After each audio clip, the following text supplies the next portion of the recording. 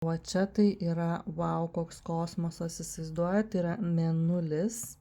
Mėnulis, ar ne, kaip mūsų tokie bokšteliai, kaip mūsų apyrankės, ar ne, ir aš turiu savo bokštelį mėnulio taipogi. Tai yra moters akmuo, ar ne, tai yra viskas, kas susijęs su moterimis, mūsų sveikata, mūsų intuicija, bijau tokie dideli, kad nepamesčiau.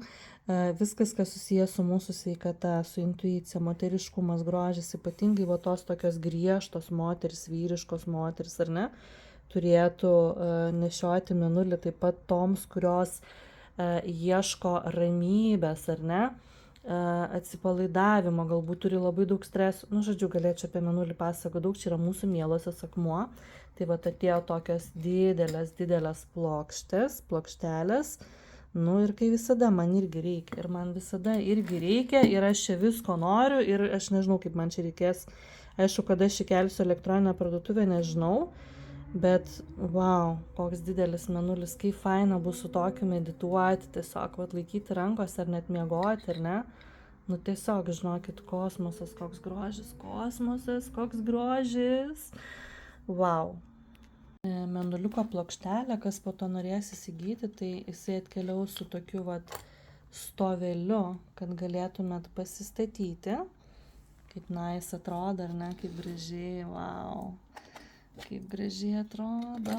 Žodžiu, jau čia patys pasireguliuosit, kurią pusę jūs norite savo gražuolį pastatyti, bet galėsite jį štai taip ir laikyti ant tokio specialaus stovelio. Oi, kiek jau mes čia visko pripakavom, daug. Nebelabai mes jau čia telpam ant stalo, tiesą sakant, belenko visko labai daug, ne? Bet dar parodysiu, ką tik išpakavom. Tai čia neapsigaukite, čia nėra ametistas, čia yra fluoritas. Labai gražus fluoritukai. Visą laiką galite ir prieš langą pasižiūrėti arba prieš saulę, bet ir dabar labai gerai matosi visi sluoksniai ir visi piešiniai. Tiesiog koks grožis.